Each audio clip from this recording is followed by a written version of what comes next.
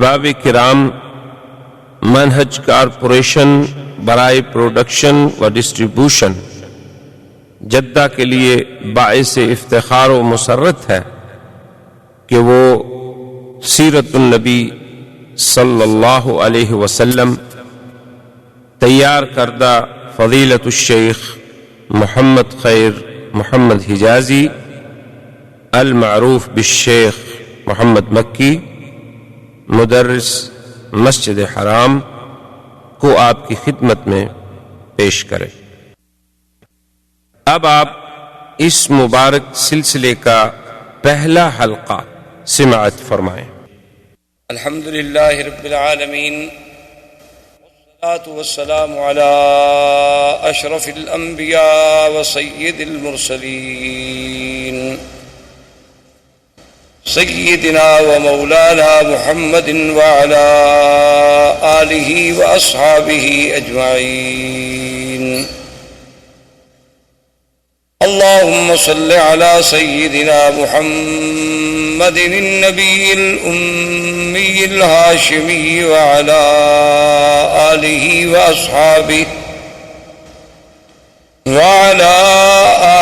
وأصحابه البررة الكرام وعلى سائر الأنبياء والمرسلين والملائكة المقربين، أما بعد فقد قال الله تبارك وتعالى في القرآن المجيد والفرقان الحميد: أعوذ بالله من الشيطان الرجيم، بسم الله الرحمن الرحيم. هو الذي بعث في الأميين رسولا منهم يتلو عليهم آياته ويزكيهم ويعلمهم الكتاب والحكمة وإن كانوا من قبل لفي ضلال مبين. قال النبي صلى الله عليه وسلم: أنا محمد وأنا أحمد وأنا الماهي الذي يمحو الله بي الكفر وأنا الحاشر الذي يحشر الناس على قدمي وأنا العاقب الذي ليس بعده نبي، أو كما قال النبي صلى الله عليه وسلم. صدق الله العلي العظيم وصدق رسوله النبي الكريم، ونحن على ذلك لمن الشاهدين ومن الشاكرين، والحمد لله رب العالمين. برادران اسلام،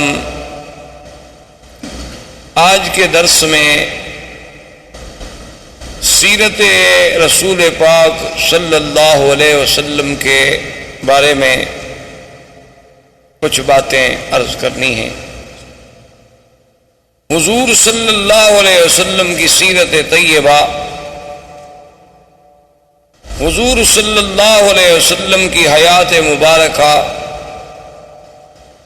حضور صلی اللہ علیہ وسلم کی بعثت، حضور صلی اللہ علیہ وسلم کی عالمگیریت، حضور صلی اللہ علیہ وسلم کے انس و جن کے لیے مبعوث ہونا، حضور صلی اللہ علیہ وسلم کی نبوت و رسالت تک قیامت تک کا جاری رہنا،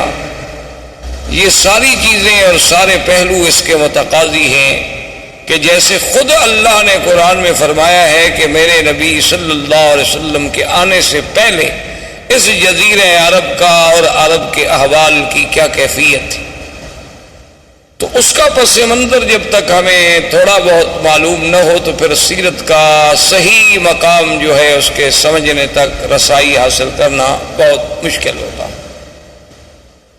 اس لیے حضور صلی اللہ علیہ وسلم کی بعثت سے قبل احوال عرب کے بارے میں بہت دور اگر ہم جائیں تو بہت مشکل ہو جائے گا، لیکن زیادہ سے زیادہ اختصار کے ساتھ جتنی ہم پہلے ماحول کی، چونکہ قرآن پاک نے بطور خاص یہ فرمایا ہے کہ ہم نے آپ کو کہاں بھیجا۔ ایک تو فرمایا ہم نے آپ کو امیین میں بھیجا کہ جو بالکل پڑھنا لکھنا نہیں جانتے، جن کے پاس کوئی کتاب نہیں تھی، اور دوسری بات جو اللہ نے آخری آیت میں فرمائی اور بار بار فرمائی کہ وَإِن كَانُوا مِن قَبْلُ لَفِي ضَلَالٍ مُبِينٍ، کہ میرے مدنی صلی اللہ علیہ وسلم آپ کی بعثت سے قبل یہ پورا جزیرہ جو تھا ایک کھلی ہوئی گمراہیوں میں پڑا ہوا تھا۔ تو اس کی تفاصیل میں اگر آپ جائیں تو آپ جانتے ہیں یا آپ نے سنا ہوگا یا پڑھا ہوگا انشاءاللہ، عرب جو ہے اصل میں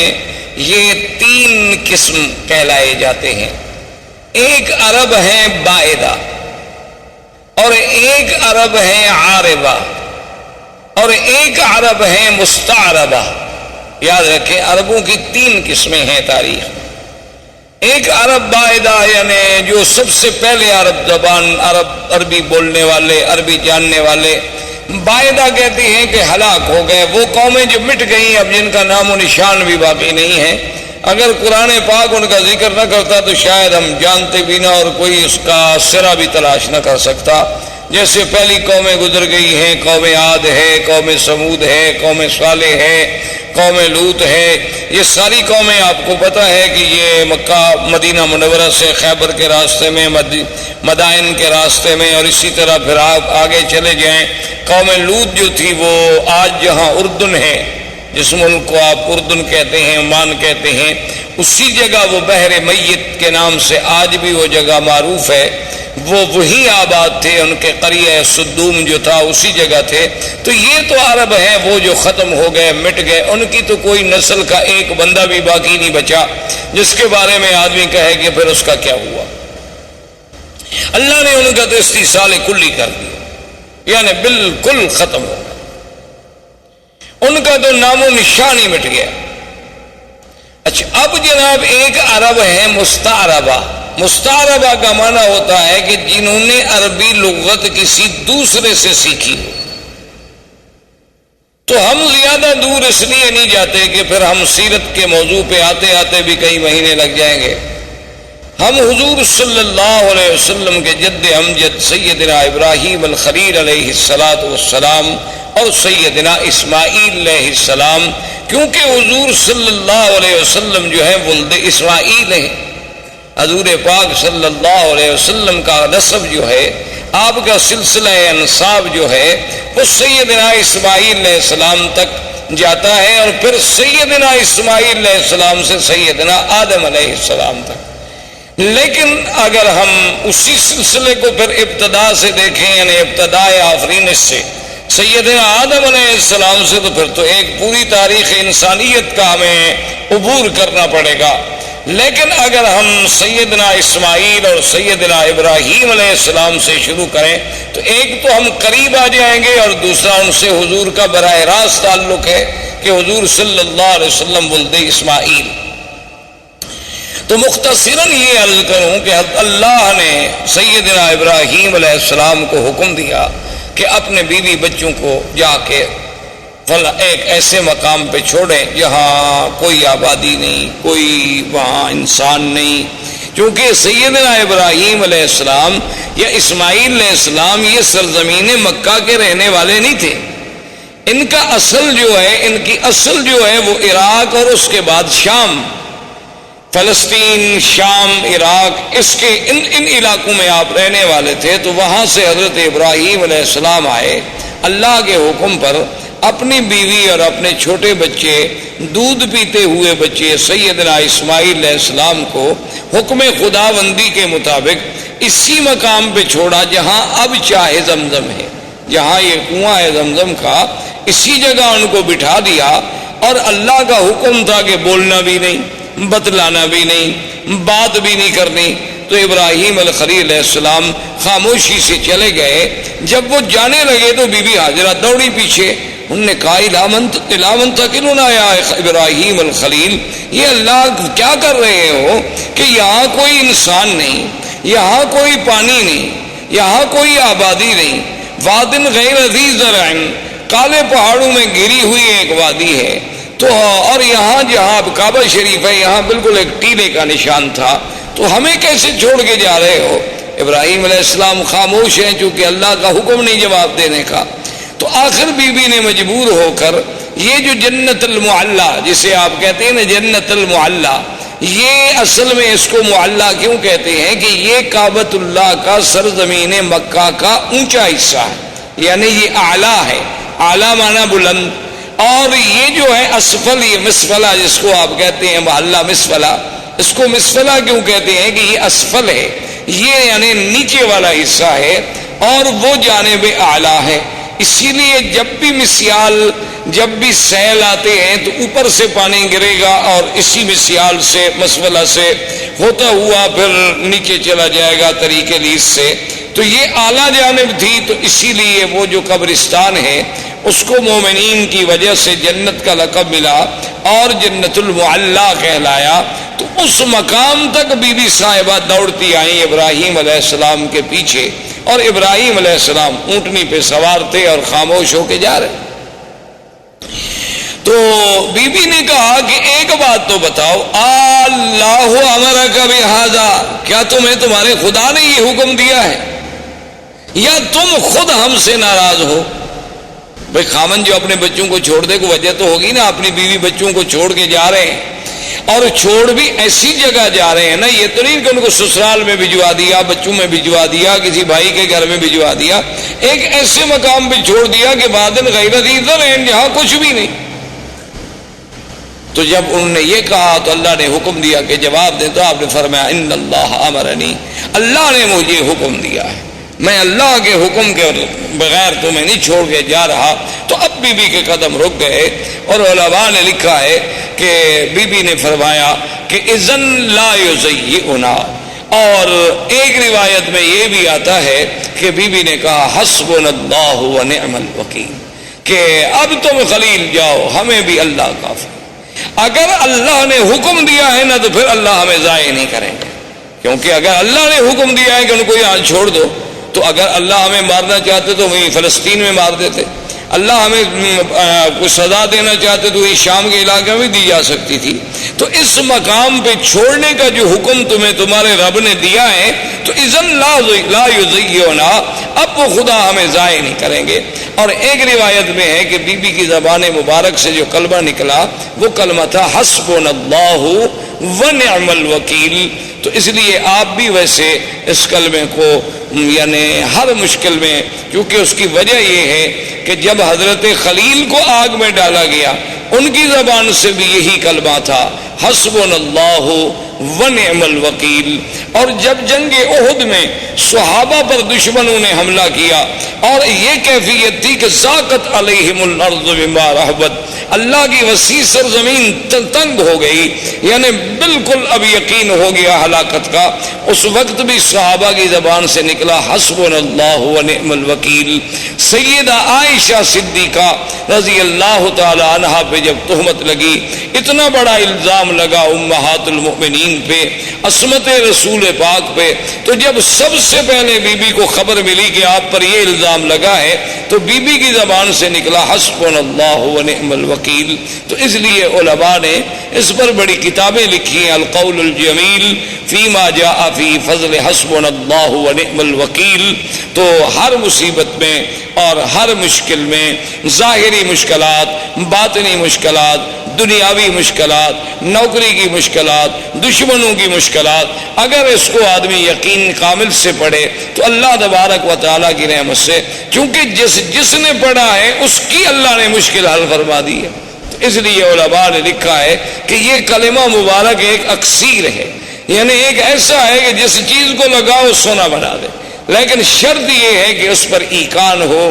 ایمان ہو، یقین ہو، اور پھر پڑھنے کے لیے کوئی حد نہیں، وضو ہے نہیں ہے، ڈپٹی پہ ہیں آپ، چل رہے ہیں، گھر میں ہیں، بیٹھے ہیں، جب یاد آیا تو پڑھ لیا. اور جس مشکل کے لیے پڑھیں گے اللہ کی رحمت سے فَانْقَلَبُوا بِنِعْمَةٍ مِّنَ اللَّهِ وَفَضْلٍ لَمْ يَمْسَسْهُمْ سُوءٌ. اللہ نے فرمایا کہ جب میرے مدنی کے صحابہ نے اس کلمے کو پڑھا تو ہم نے پھر ان کو نعمتوں کے ساتھ واپس لوٹایا، ان کو ذرا سی بھی پھر ہم نے تکلیف نہیں پہنچنے دی. تو اللہ تبارک و تعالیٰ کے یہ کلمہ مبارک بی بی کی زبان سے بھی علماء نے لکھا ہے کہ نکلا اور بی بی واپس آ گئی. اب بڑا تفصیل کا واقعہ ہے کہ بی بی آئیں، پھر چھوٹا بچہ ہے، اور یعنی اندازہ کریں آپ کہ کتنا خوف و خطر ہے. تو شام جب ہونے لگی تو ہر طرف سے جنگلی درندوں کی آوازیں، کہیں سے شیر، کہیں سے بگیاڑ، کہیں سے کچھ جنگلوں کی درندوں کی آوازیں آ رہی ہیں. اور چھوٹا سا بچہ ہے، چھوٹی سی مشکیزہ ہے، کچھ ستو ہے، کچھ چنے ہیں. یہ آپ کا سارا زاد سامان ہے اور زاد راہ ہے. تو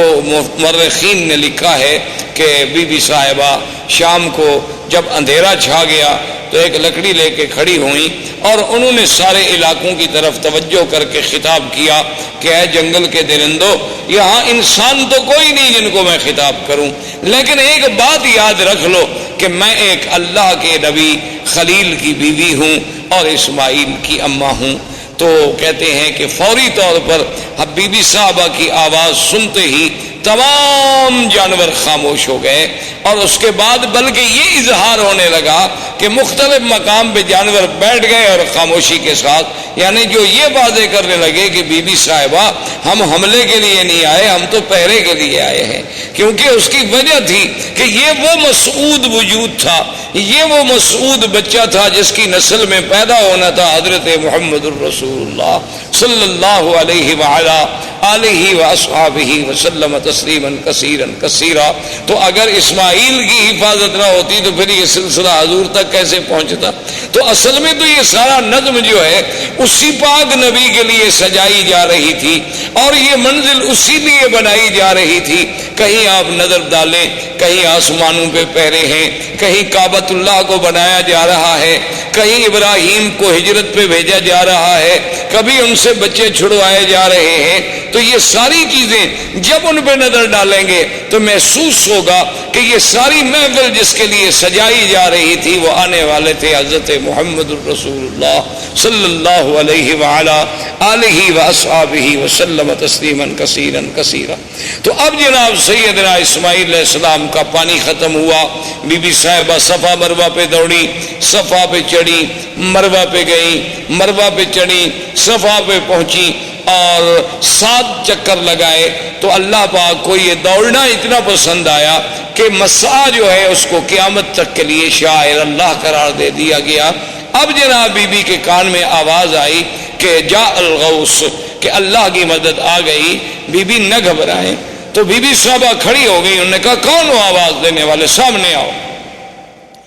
خیر سامنے کوئی پھر آواز آئی کہ بی بی صاحبہ نہ گھبرائیں، اللہ کی مدد آ گئی. اور اللہ نے حکم دیا کہ جبریل جس جگہ اسماعیل علیہ السلام کے پاؤں ہیں نا اسی جگہ جا کے پر مارو. تو یہاں آ کر حضرت جبریل علیہ السلام نے اپنا پر مارا اور یہاں سے چشمہ زمزم کا پانی نکلا. تو یہ زمزم کا پانی جو ہے اس میں اب آپ دیکھیں یعنی کئی نعمتیں شامل ہو گئیں. ایک تو یعنی جبریل علیہ السلام کا پر ہے، اور دوسرا اللہ کے نبی اسماعیل کے پاؤں ہیں، اور تیسرا اس میں ایک بڑی نعمت ملی ہے کہ حضور صلی اللہ علیہ وسلم نے آمنہ کے لال نے جب پیا تو آپ نے پینے کے بعد پانی بچا کے برتن میں ڈالا اور اپنا لعاب مبارک ڈالا اور اس کے بعد حکم دیا کہ اس کو بھی زمزم میں ڈال دو، تاکہ وہ اسماعیل سے جو سلسلہ ہے نبوت کا جیسے زمزم ہے اسی طرح وہ سلسلہ بھی جڑ جائے کہ قیامت تک امت کو زمزم ملے کہ اللہ کے فرشتے کا پر ہو، میرے دادے کے پاؤں ہوں اور محمد مدنی کا لعاب ہو. اس لیے علماء نے لکھا ہے کہ زمزم کا پانی جو ہے وہ جنت کے پانی سے افضل ہے، حوض کوثر سے افضل ہے، یعنی جنت کی نہروں سے افضل ہے. انہوں نے کہا اس کی وجہ یہ ہے کہ جنت کی نہریں تو اللہ کے حکم سے پیدا ہو گئی نا، کن ہو جا بس ہو گئی، اور اسباب کی حد تک تو وہاں کوئی چیز نہیں، حکم دیا گیا کہ جنت بن جا بن گئی. حکم دے دیا نہریں جاری ہو جائیں، ہو گئی۔ لیکن یہاں تو اسباب بھی ہیں کہ دو نبی اکٹھے، ایک رسول نوری ہے جبریل، وہ بھی رسول ہے، قاصد ہے اللہ کا، اور ایک پیغمبر حضرت اسماعیل، اور تیسرے پیغمبر سیدنا محمد الرسول اللہ۔ تو ان سب چیزوں کے جمع ہونے سے زمزم کو جو فضیلت ملی وہ جنت کے پانی سے بھی زیادہ بڑھ گئی۔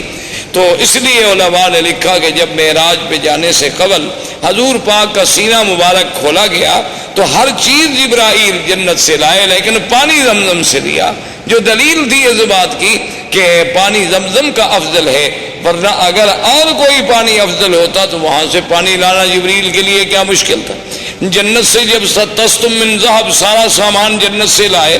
آپریشن کے سامان سارا جنت سے لائے، ٹانکے لگانے کے لیے دھاگا سارا جنت سے آیا، ہر چیز جنت سے لائی گئی، لیکن پانی زمزم کا استعمال ہوا، چونکہ افضل رسول کا افضل دل جو تھا وہ افضل پانی سے دھل سکتا تھا۔ تو اس لیے اللہ تبارک و تعالیٰ نے اس پانی کو ایک شرف بخشا۔ اب اتفاق یہ ہوا کہ یمن کے علاقوں میں ایک تھی سد معارب، سد کہتے ہیں بند، جیسے بڑا بند ہوتا ہے نا جی، جیسے آپ ڈیم بناتے ہیں اور آگے بند لگاتے ہیں، تو انہوں نے بھی ایک بہت بڑی سد بنائی تھی، جیسے سد اسکندری، جیسے سد یاجوج ماجوج، جیسے آپ سمجھیں دیوار چین، اسی طرح ان کی ایک سد معارب کہلاتی تھی۔ وہ اتفاق کی بات ہے کہ ٹوٹ گئی۔ جب سد معارب ٹوٹ گئی تو پانی پھیل گیا، پانی تو ختم ہو گیا، وہ پانی رکتا تھا اور اس سے وہ سال ہر سال استفادہ کرتے تھے۔ تو جب پانی ختم ہو گیا تو اب یمن کے قبائل جو تھے وہ نکلے مختلف علاقوں میں آباد ہونے کے لیے کہ ہم کہاں جائیں۔ وہاں سے چلتے چلتے قبائل آئے کہ پانی ڈھونڈیں، کسی ایسی جگہ جائیں کہ جہاں ہمیں پانی ملے تاکہ وہاں ہم رہ سکیں، رہائش کر سکیں، کیونکہ پانی اگر نہ ہو تو آدمی زندہ نہیں رہ سکتا۔ اللہ نے قرآن پاک میں بھی یہ بات واضح فرما دی کہ وَجَعَلْنَا مِنَ الْمَاءِ كُلَّ شَيْءٍ حَيٍّ، اللہ نے فرمایا ہم نے ہر چیز جاندار کی جان جو ہے وہ پانی کے ساتھ معلق رکھی، اسی پانی سے ہم نے اس کو زندہ کیا۔ تو پانی وجہ حیات ہے، پانی مردہ زمینوں کی حیات ہے، مردہ انسانوں کی حیات ہے۔ تو ڈھونڈتے ڈھونڈتے قبیلہ جرہم، یہ یمن کا قبیلہ تھا اور یہ عرب تھے، بنو جرہم جو تھے یہ تو خالص عرب تھے کیونکہ یہ تو یمن سے تھے۔ تو یہ قبیلہ جرہم جو ہے پانی تلاش کرتے کرتے کرتے جب مکہ مکرمہ کے قریب آیا تو دیکھا کہ کچھ پرندے اڑ رہے ہیں۔ اچھا یہ قاعدہ ہے کہ جہاں پانی ہو تو وہاں پھر پرندے آتے ہیں، ان کو بھی احساس ہوتا ہے کہ کوئی ہمیں پانی والی جگہ ملے۔ تو انہوں نے جب پرندوں کو اڑتے ہوئے دیکھا تو قبیلہ جرہم نے آپس میں مشورہ کیا، انہوں نے کہا کہ بھئی یہاں تو ہم نے کبھی پرندے اڑتے نہیں دیکھے، یہ کیا ہے، تلاش کیا جائے۔ اپنے آدمی بھیجے تو انہوں نے کہا کہ ہاں وہاں تو پانی ہے، ایک بڑا چشمہ ہے اور وہاں ایک بوڑھی عورت بھی بیٹھی ہے اور ایک بچہ بھی ہے۔ تو انہوں نے کہا کہ ٹھیک، وہ قبیلے کا قبیلہ سارا یہاں پہنچا۔ لیکن اس زمانے میں ان کے اندر کچھ اخلاق ہوتے تھے، یعنی باوجود اس کے کہ عرب میں یہ قتل قتال لڑائی یہ سب چیزیں بڑی عام تھی، لیکن پھر بھی کچھ ضوابط تھے، کچھ اصول تھے۔ تو وہ جب آئے تو انہوں نے بی بی صاحبہ سے کہا کہ بھی ہم پانی کی تلاش میں یمن سے نکلے ہیں، اب آپ خود اندازہ کریں کہ یمن سے چلتے چلتے ہم مکہ پہنچے اور یہاں ایک چشمہ ہے، تو آپ اگر ہمیں اجازت دیں کہ ہم اس چشمے کے قریب رہ جائیں تو آپ کی بڑی مہربانی ہوگی۔ تو بی بی صاحبہ کو بھی اللہ نے عقل دیا، انہوں نے فرمایا کہ ہاں آپ یہاں رہ سکتے ہیں، لیکن پانی پر آپ کا حق نہیں ہوگا، پانی ہمارا، اس پر حق جو ہے میرا اور میرے بیٹے کا ہوگا۔ پانی آپ لے سکتے لیکن یہ کنواں آپ کا ملک نہیں سمجھا جائے گا، اس پر ہمارا ہی کنٹرول ہو، ہمارا ہی تسلط ہو۔ انہوں نے کہا کہ جی بالکل ٹھیک ہے، ہم مانتے ہیں۔ اور ایک روایات تاریخ میں یہ بھی آتا ہے کہ بی بی نے کہا کہ بھی اس کا کچھ آپ ہمیں معاوضہ بھی دیں گے، اگر پانی کا فائدہ جو آپ اٹھائیں گے، تو انہوں نے کہا کہ ہم وہ بھی دیں گے۔ تو یہاں سے پھر قبیلہ جرہم جو تھا یہاں آباد ہو۔ جرہم قبیلے کی آبادی کے بعد حضرت اسماعیل علیہ السلام جوان ہوئے تو ان کی شادی بھی جرہم قبیلے سے ہوئی۔ جب ان سے ہوئی تو اب حضرت اسماعیل علیہ السلام نے عربی زبان جو تھی وہ جرہم سے سیکھی، اس وجہ سے آپ جو ہیں عرب مستعربہ کہلائے کہ آپ کی اپنی زبان مبارک عرب نہیں تھی، بلکہ آپ نے عربی جو تھی وہ جرہم سے سیکھی، اب زبان جو ہے اس پہ قابو ہو گئے، اور حضرت اسماعیل علیہ السلام کی عمر مبارک جو ہے جب 16 سال کی تھی، اللہ نے اس حضرت ابراہیم الخلیل علیہ السلام کو حکم دیا، وہ آئے اور بنائے کعبہ کا حکم ملا کہ یہاں اللہ کا گھر بنائیں۔ تو ابراہیم علیہ السلام نے اس کعبے کی اللہ کے حکم سے بنیاد رکھی، اور بنیاد اسی قواعد پہ رکھی گئی جو آدم علیہ السلام نے قواعد رکھے تھے اللہ کے حکم سے۔ اب ایک تاریخ میں یہ آتا ہے کہ ابراہیم علیہ السلام نے پوچھا کہ اللہ آپ کا حکم ہے کہ میرا کعبہ بناؤ، لیکن مجھے پتہ نہیں کتنا طول ہے، عرض ہے، کتنا کعبہ ہے، کہاں دیواریں ہوں گی، وہ تو ایک ٹیلا تھا نا جی، بارشیں آتی اور فلڈ آتے اور سیل آتی، سیلاب آتے اور چیزیں یہاں پھینک کے چلے جاتے، تو بنتے بنتے ایک بہت بڑا ٹیلا بن گیا۔ تو اللہ نے حکم دیا کہ ہم آسمان پر بادل کا ایک ٹکڑا بھیجتے ہیں، جہاں جہاں بادل کا سایہ ہو سمجھ لو کہ یہ جگہ کعبہ ہے، اور جہاں سایہ نہیں ہوگا تو وہ جگہ کعبہ نہیں، اسی جگہ تم نشان لگا لو۔ تو کعبۃ اللہ کے اوپر ایک سایہ ایسے جیسے سائبان کھڑا ہو جاتا ہے، یعنی وہ کھڑا ہو گیا، اور حضرت اسماعیل علیہ السلام، حضرت ابراہیم اور اسماعیل علیہ السلام نے نیچے کعبۃ اللہ کے نشان لگا۔ دیکھیں نا کہ آج 1400 سال کے بعد دنیا ترقی کرتی ہے نا جی، کہ جوی نقشہ، کہ بھئی ہم ہیلی کاپٹر پہ بیٹھ کے یا فضاؤں سے بیٹھ کے یا چھوٹے جہازوں پہ بیٹھ کے اوپر سے وہ کسی علاقے کا کسی شہر کا نقشہ بناتے ہیں، لیکن اللہ نے اپنے کعبے کے لیے تو 4000 سال پہلے سے نقشے کا انتظام فرما دیا کہ بھی اس کی پیمائش دیکھنی ہے، طول و عرض دیکھنا ہے، اور ان کے فوٹو تو غلطی بھی کر سکتے ہیں، لیکن وہ تو سایہ اتنا صحیح تھا کہ اس میں جب ابراہیم علیہ السلام نے کھودا تو نیچے ابراہیم حضرت آدم علیہ السلام کی بنیادیں مل گئی، تو اس پر وہ کعبۃ اللہ کی جو ہے وہ تعمیر۔ اب جو مقام ابراہیم ہے اس کے بارے میں 2 چیزیں ملتی ہیں ہمیں تاریخ۔ ایک تو صحیح روایات جو ہیں وہ یہ ہیں کہ جب دیواریں اونچی ہو گئی تو اب ابراہیم علیہ السلام کے لیے مشکل تھا نا جی کہ اوپر پہاڑ پہ، دیواروں پہ، چٹانوں پہ کیسے پہنچائیں، کیسے پتھر کیسے لگائیں، نیچے والے تو اٹھا کے رکھ دیے نا جی، لیکن جب جگہ اونچی ہو گئی تو ضرورت تھی نا کہ کوئی ایسی چیز ہوگی جو ہمیں اوپر لے جائے۔ اب اس کے لیے ضرورت یہ تھی کہ درخت کاٹے جائیں، لکڑیاں کاٹی جائیں، پھٹے بنائے جائیں، ان کو باندھا جائے اور کھڑے ہونے کا ذریعہ بنے۔ تو اللہ نے حکم دیا کہ ابراہیم الخلیل یہاں ایک پتھر ہے، اس پتھر پہ تم کھڑے ہو جاؤ، اور یہ تمہارے حکم کے ہم نے تابع کر دیا ہے، اس کو آپ حکم دیں گے یہ اونچا ہو جائے گا، اور حکم دیں گے تو خود بخود یہ نیچے چلا جائے۔ یعنی آپ دیکھیں نا آج کرینوں کے جو تصور ہیں، مشینری کے جو تصور ہیں کہ آپ کے بٹن سے ضرورت کے مطابق اوپر ہوں گی نیچے ہوں گی، لیکن اللہ تبارک و تعالیٰ کی کمال قدرت دیکھیں اور انبیاء کے معجزات دیکھیں کہ نہ تو کوئی مشینری لگائی گئی، نہ وہاں کوئی موٹر لگائی گئی، نہ کوئی بجلی کا انتظام کیا گیا، بس پتھر کو حکم دے دیا کہ جو میرا نبی کہتا ہے مانو، پتھر تابع ہو گیا، بات ختم ہو گئی۔ اللہ تبارک و تعالیٰ چاہے تو داؤد علیہ السلام کے پتھر تابع کر دیں، اللہ چاہے تو ابراہیم علیہ السلام کے تابع کر دیں، تو ابراہیم علیہ السلام کھڑے ہو جاتے، پتھر اوپر ہو جاتا، پھر نیچے ہو جاتا، اور اس پر حضرت ابراہیم علیہ السلام کے قدموں کے نشان پڑ گئے۔ ویسے آپ کو بھی کبھی دھوکہ ضرور لگا ہوگا، آپ جب دیکھتے ہوں گے مقام ابراہیم کے پتھر کے بھئی اتنا چھوٹا پاؤں اور اندر کیسے پورا چلا گیا، یہ پورا اندر نہیں تھا، یہ تو اصل میں یہ ہے کہ یوں پتھر تھا نا، تو آپ نے جب پاؤں رکھا تو پاؤں کا نشان لگ گیا اندر تھوڑا سا، یہ بعد میں تو ہم نے چوم کے چاٹ کے الحمدللہ اس کو نیچے پہنچایا۔ یہ ہماری اپنی مہربانیاں ہیں، یعنی باقی جو ہم نے محنت کی ہے نا، یہ روزانہ ہاتھ جو لگاتے رہے ماشاءاللہ، جیسے حضرت سلمان فارسی رضی اللہ تعالیٰ عنہ کے باغ میں جو کھجوریں تھیں تو ہمارے حاجیوں نے ماشاءاللہ ان کو سینے لگا کے کھجور آدھی ختم ہو گئی، اور نتیجہ یہ نکلا کہ آخر وہ کھجوریں بوسیدہ ہو گئیں اور وہ گر گئیں۔ تو ہماری قوم تو ان چیزوں کی ماشاءاللہ بہت ماہر ہے، اللہ تبارک و تعالیٰ کی مہربانی ہے کہ وہ جناب اس نے جو ہاتھ لگانا شروع کیا اور یوں چاٹنا شروع کیا، دیکھا نہیں کہ کڑے جن میں غلاف کعبہ باندھا جاتے ہیں ان کو ہر 2 سال کے بعد بدلنا پڑتا ہے، یہ اس کو بھی پکڑ کے ہلا رہے رہتے ہیں اور وہ بھی گس جاتے ہیں وہاں، کیونکہ ہر وقت جو ایک آدمی نے پکڑا ہوا ہو تو کیا کرے آدمی۔ تو بہرحال تو مقام ابراہیم اس پتھر کا نام۔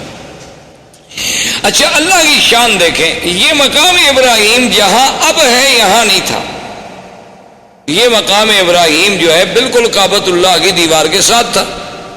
کیونکہ یہ تو تعمیر میں کام لگایا گیا نا جی، اور تعمیر کے بعد وہی اس کو چھوڑ دیا گیا۔ اس کو دور لانے کی تو کوئی وجہ ہی نہیں تھی۔ اب بھی آپ نے دیکھا ہوگا کعبۃ اللہ کے دروازے کے پاس اگر آپ دیکھیں نا تو بنیادوں پر پیسے پتھروں کے تھوڑے تھوڑے نشان ہیں۔ دراصل یہ وہ مقام ہے جہاں جبریل علیہ السلام نے کھڑے ہو کر حضور کو نماز پڑھائی۔ یہ مقام امامت جبریل علیہ السلام ہے۔ کعبۃ اللہ کا دروازہ جہاں ختم ہوتا ہے تو نیچے آپ ذرا بنیاد پر نظر ڈالیں تو وہاں آپ کو ایسے 4-5 ٹکڑے پتھروں کے عجیب عجیب سے لگے ہوئے نظر آئیں گے اس کی بنیاد میں۔ تو یہ وہ جگہ ہے جہاں سیدنا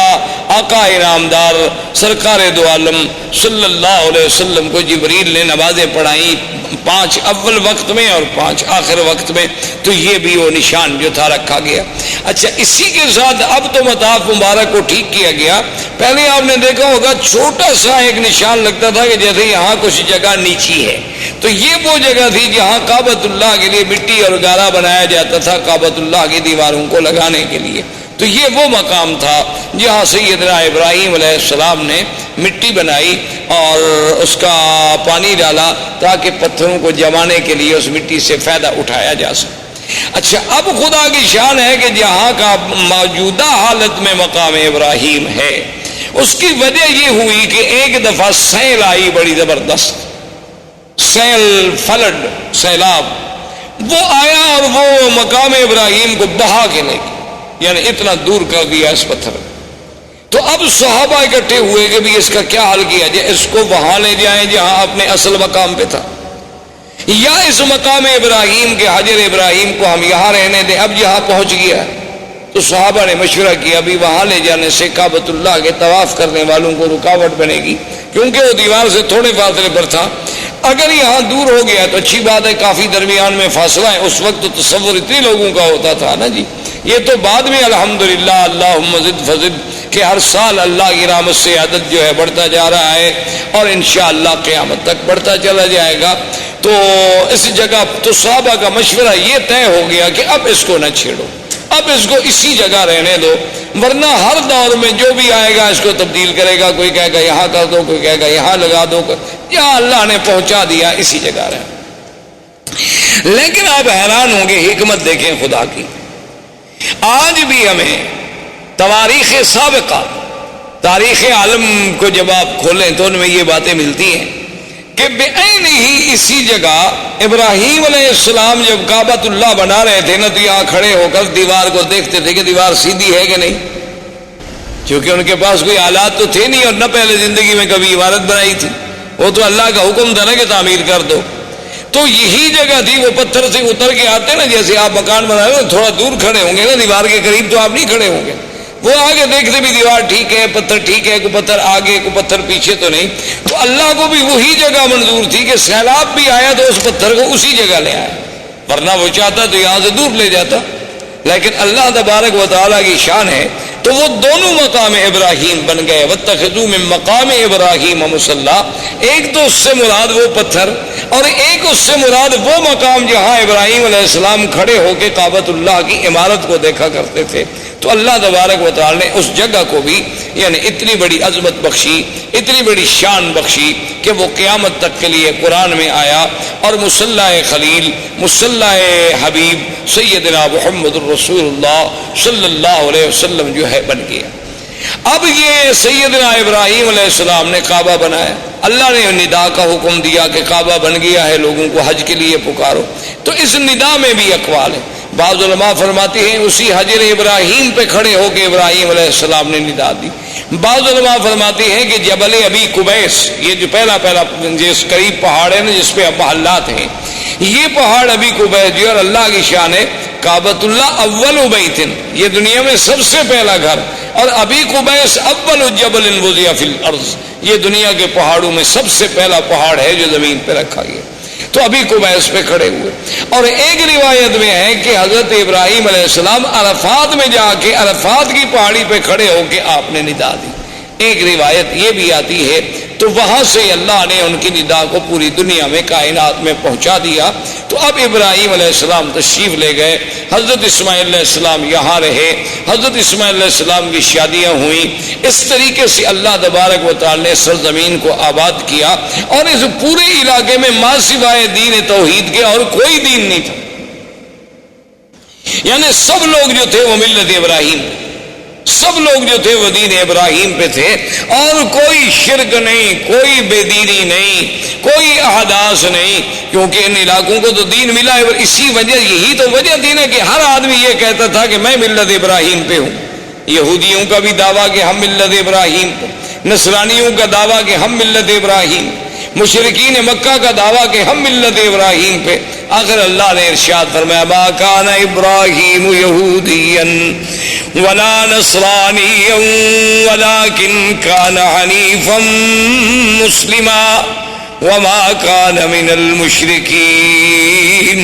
اللہ نے فرمایا کہ ابراہیم نہ تو یہودیت پہ تھے نہ نصرانیت پہ، اب وہ تو بالکل ساری دنیا سے مائل ہو کے دین اسلام، دین حق پہ چلنے والے، اور نہ وہ مشرکین میں سے تھے۔ تو یہ سارا دین جو تھا دین توحید تھا، ملت ابراہیمی تھی۔ سب سے پہلے عمر ابن لوہی، عمر ابن لوہی ایک شخص تھا، وہ مکے کا سردار تھا اور بہت بڑا سردار، یعنی اس کی بات جو تھی نا جی مکے میں اور قبائل میں اور حول مکہ ایسے مانی جاتی تھی کہ اس کی بات کے ٹالنے کا کسی کو کوئی تصور بھی نہیں تھا۔ تو عمر ابن لوہی جو ہے یہ وہ آدمی ہے جو حاجیوں کو بڑی خدمت کرتے، ان کو زمزم پلاتے، صرف زمزم خالی نہیں بلکہ اس میں اصل ملا کے، شہد ملا کے پلاتے تھے حاجیوں۔ تو یہ عمر ابن لوہی جو ہے یہ شام کے علاقے میں گیا تجارت کے لیے، تو وہاں اس نے ایک قوم تھی عمالقہ، عمالقہ قوم کو دیکھا کہ ان کے پاس بت ہیں اور مختلف شکلیں ہیں، کوئی مردوں کی، کوئی عورتوں کی، مختلف خوبصورت قسم کے، کوئی چاندی کے، کوئی سونے کے، کوئی لکڑی کے، کوئی مٹی کے۔ تو اس نے ان سے پوچھا بھی یہ کیا ہے؟ تو عمالقہ نے ان سے کہا کہ بھی یہ ہمارے خدا ہیں، آلہہ ہیں۔ اصل تو خدا وہی ہے بڑا، لیکن اس کو تو ہم نہ دیکھ سکتے ہیں نہ اس سے ہم بات کر سکتے ہیں، تو آدمی کا کم سے کم مرکز محبت، مرکز نظر، مرکز توجہ کوئی ایسا تو ہو جو ہمیں نظر آئے، وہ تو ہمیں نظر بھی نہیں آتا۔ تو اس لیے یہ چھوٹے چھوٹے خدا ہیں، جب ہم مشکل میں ہوتے ہیں تو ہم آ کر ان کو پوجتے ہیں، ان کی عبادت کرتے ہیں، اور پھر ان کی عبادت سے جن کی یہ تصویریں ہیں، تماثیل ہیں، وہ ہم سے خوش ہوتے ہیں، وہ اللہ میاں کو کہہ دیتے ہیں تو ہمارا کام ہو جاتا ہے۔ تو یہ اصل میں چھوٹے چھوٹے ہم نے آلہہ بنا رکھے ہیں اپنے اپنے تصورات کے مطابق۔ اصل میں وہ آلہہ کی ابتدا جو ہے یعنی وہاں عمالقہ میں کہاں سے آئی؟ نوح علیہ السلام کے زمانے سے، اس وقت سے بت پرستی چلی آ رہی تھی۔ اور وہ بت پرستی کیسے آئی تھی کہ جب کوئی اللہ والا فوت ہو گیا تو اس کے پہلے فوٹو بنائے گئے، محبت کے لیے گھر میں رکھا گیا، پھر آہستہ آہستہ اس پہ پھولوں کے ہار لٹکائے گئے، پھر پرنام کیا گیا، اور آخر میں سجدے شروع ہو گئے۔ ابتدا وہاں سے شروع۔ جیسے آج کل آپ دیکھتے ہیں مسلمانوں کے بھی گھر میں بھی مرشد کا فوٹو ہے، ماشاءاللہ صبح اٹھ کے زیارت فرماتے ہیں۔ اسی طرح بہت سارے لوگوں نے قرآن شریف کے پہلے صفحے پر اپنے مرشد کا فوٹو رکھا ہوتا ہے کہ جب تلاوت قرآن کرنی ہو تو پہلے مرشد کے فوٹو کی زیارت کرتے ہیں، بوسہ دیتے ہیں، آنکھوں سے لگاتے ہیں، پھر وہ فوٹو حکم کرتا ہے قرآن پڑھو تو پڑھتے ہیں، اگر حکم نہ کرے تو قرآن بند کر کے رکھ دیں گے، چونکہ چلنا تو مرشد کے حکم پر ہے نا، اگر وہ ہمیں حکم دیں گے تو اس طرح عمالقہ میں یہ بھی بت پرستی داخل ہو گئی۔ تو عمر ابن لوہی کے دماغ میں پتہ نہیں کیا آئی کہ ایک نئی چیز ہے، تو اس نے کہا اچھا بھی ایک دو بت مجھے بھی دو تاکہ میں ان کو مکے میں لے جاؤں اور ہم بھی ادھر کعبۃ اللہ میں رکھیں گے۔ تو سب سے پہلا بت جو عمر ابن لوہی لے کے آیا وہ حبل تھا، اس کا نام تھا حبل۔ وہ جب لے کے آیا حبل کو یہاں رکھا اور سارے مکے والوں کو بلایا کہ بھئی یہ تو ہمیں خدا مل گیا ہے، ایسے پہلے تو ہم خالی گھر میں عبادت کر رہے تھے، خدا تو نہیں تھا، تو اب سب اس کی عبادت کیا کریں۔ تو لوگوں نے اس کی عبادت کرنی شروع کی۔ اس نے باقی قبائل کو بلایا، پھر ہر قبیلے کے لیے خدا بنتا چلا گیا، کو بنو ثقیف کا، کو بنو حذیل کا، کو بنو خزاعہ کا، کو قریش کا، کو بنو ہاشم کا، سب خدا بناتے گئے۔ اور پھر اس نے لوگوں سے یہ بھی کہہ دیا، اس نے کہا کہ دیکھو یہ بت تو بناؤ، خدا تو بناؤ، لیکن یہ شرط ہے کہ مٹی ہمارے اس شہر کی ہو، یعنی پتھر یہاں سے لو، مٹی بھی یہاں سے لو، پھر اس سے بناؤ، ہر مٹی سے نہ بناؤ، چونکہ یہ تو اللہ کے گھر کی مٹی ہے نا، یہ تو مبارک مٹی ہے، یہ چیزیں جو ہے نا جی اس کے دماغ میں آئیں. اس لیے حضور پاک نے فرمایا تھا کہ اول من بدل الدین عامر بن لہی، سب سے پہلے اللہ کے دین میں تعریف کرنے والا، بدلنے والا اور شرک کی ابتدا کرنے والا سرزمین مکہ میں جو تھا تو عامر بن لہی تھا. اور حضور نے یہ بھی ارشاد فرمایا کہ انی رأیت، فرمایا میں نے مجھے دکھایا گیا ہے کہ یجر امعاہ فی النار، کہ وہ اپنی آنتیں جو ہے جہنم میں گھسیٹتا ہوا جہنم میں چل رہا ہے. تو یہ وہ پہلا شخص تھا جس سے بت پرستی کی ابتدا. اس نے آرڈر کر دیا کہ بھئی کوئی آدمی بت بنائے، ہر قبیلہ بت بنائے، لیکن وہ بت مکے کے پتھروں سے ہو.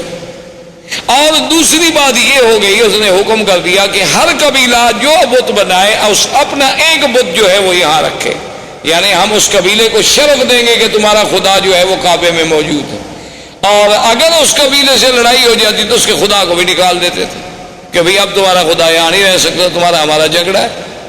تو اس طرح جناب یہ ہوا، حتیٰ کہ بڑا عجیب واقعہ ہے کہ ایک شخص سفر پہ گیا تو اس کو وہ اپنا بت جو تھا وہ بھول گیا، اور مکہ مکرمہ سے پتھر اٹھانا بھی بھول گیا. اب راستے میں اس کا دل ہوا کہ میں اپنے خدا کی پوجا کروں، اپنے بت کی پوجا کروں، اپنے صنم کو پوجوں. تو اب اس نے کہا بھی میں کہاں سے بناؤں، وہ تو میں مکہ سے تو پتھر لایا نہیں. جیسے ہمارے روافض نے بھی آپ نے دیکھا ہے، ان کا بھی ایک مٹی کا ایک ایسے ٹھیلا گول سا بنا ہوتا ہے، وہ سجدے میں وہی استعمال کرتے ہیں. وہ کہتے ہیں یہ قرب و بلا کی مٹی ہے، تو وہ مقدس مقام کی مٹی ہے، اس کے بغیر ہمارا سجدہ نہیں ہوتا. کیونکہ حضرت حسین نے شہید ہوتے وقت اسی پہ سجدہ کیا تھا، تو لہذا وہی مٹی لے کے وہ ہر جگہ چلتے ہیں، اس کو بنایا ہوتا ہے، وہ سامنے رکھیں گے اور اسی پہ وہ اپنا سجدہ کریں گے. باقی کسی جگہ کے لیے ان کا سجدہ نہیں ہوتا. اللہ نے ہمارے لیے پوری دنیا پاک کی، انہوں نے جناب تنگ کرتے مشرکین مکہ نے کہا مکے کے پتھروں کا بت بناؤ، انہوں نے کہا کربلا کا بناؤ. تو بہرحال اللہ رحمت فرمائے. تو اب جناب یہ ہوا کہ اس بندے کو سوچ آئی کہ میں کیا کروں. اس نے کہا کہ میرے پاس کھجوریں البتہ تھی، سفر میں اور تو کوئی خوراک نہیں ہوتی تھی، تو میں نے کھجوروں کو اکٹھا کیا اور کھجوروں کو جیسے میرا بت تھا نا اس کی شکل کا ایک بت کھجوروں سے بنایا. کھجوروں سے اس کی گٹھلیاں نکال دی اور کھجوروں کو معجون کی شکل دے کر میں نے اس کا بت بنا دیا اور اس کی پوجا کرنی شروع کی. اس کی عبادت کرتا رہا، لیکن کہتے ہیں جب بعد میں بھوک لگی تو خدا کو کھا گیا اور میں کیا کرتا. وہ کہتے آخر میرے پاس کوئی حل نہیں تھا. جب سفر میں مجھے بھوک نے ستایا تو میں نے کہا یار میں اب کیا کروں. تو میں نے پھر خدا کی پہلے ٹانگ کاٹی، پھر ہاتھ کاٹا، پھر گردن کاٹی اور آہستہ آہستہ کھا گیا. سارا سفر میں راستے میں بندہ خدا کو کھا گیا. یعنی آپ اندازہ کریں جاہلیت کا. اسی لیے اکبر نے حالی نے کہا تھا نا کہ کھڑے ہیں پڑے ہیں جو ماپو تو بندے خدا سے بڑے ہیں. تو یہ فطرت انسانی ہے کہ جب وہ بھٹکتی ہے تو پھر ایسی حرکتیں کرتی. جیسے کہ ایک صحابی مسلمان ہوئے، اسلام لانے کے بعد لوگوں نے کہا کہ بھئی آپ ہمیں اپنی زندگی کا کوئی واقعہ سنائیں. اس نے کہا کہ بھئی آپ تو کہتے ہیں کہ یہ بت جو ہے نا کوئی فائدہ نہیں پہنچاتے، لیکن میرا جو خدا تھا نا، جو میرا بت تھا جس کی میں پوجا کرتا تھا، اس نے مجھے بہت فائدہ پہنچایا. اب صحابہ حیران ہو گئے کہ بت کیسے فائدہ پہنچائے. اس نے کہا ابھی کیسے. اس نے کہا اصل میں ایک دفعہ سفر پہ گیا، صحرا کا سفر تھا، تو میں اپنے بت کو چھوڑ کے کسی کام گیا، واپس آیا تو دیکھا کہ وَالثَّعْلَبُ يَبُولُ عَلَىٰ رَأْسِهِ، کہ ایک صحرا کی لومڑی کھڑی ہے اور میرے اس بت پہ پیشاب کر رہی ہے. تو میں نے کہا ھذا رب، یہ خدا ہو سکتا ہے جس پہ ثعلب آ کر پیشاب کر دے. تو میں نے اس وقت اس کو پھینک دیا اور دل میں اسلام داخل ہو گیا کہ واقعی اللہ تبارک و تعالیٰ کے دین کے علاوہ یہ محض ہمارے تخیلات ہیں اور فسادات ہیں. تو بہرحال میرے کہنے کا مقصد یہ تھا کہ یہاں سے عرب سے بت پرستی شروع ہوئی اور آہستہ آہستہ یہاں شرک کی جڑیں پھیلتی چلی گئی. اب اسی طریقے سے پھر یہود جو تھے، یہود اور نصارہ، یہ یہود بھی کو مدینہ منورہ میں رہنے والے نہیں تھے، یہ بھی ان کا اصل جو تھا شام تھا. یہ وہاں سے آئے اور آ کر مدینہ منورہ میں آباد ہوئے. اس وقت مدینہ منورہ کو یثرب کہا جاتا تھا، اس کا نام مدینہ منورہ نہیں تھا. یہ وہاں آ کر آباد ہوئے. ان میں کئی قبائل تھے، بنی قینقاع تھے، بنو نذیر تھے، بنی قریظہ تھے، اور اسی طرح یمن سے کچھ لوگ نکلے. جب ربیعۃ بن النصر یمن کا آدمی تھا، اس نے خواب دیکھا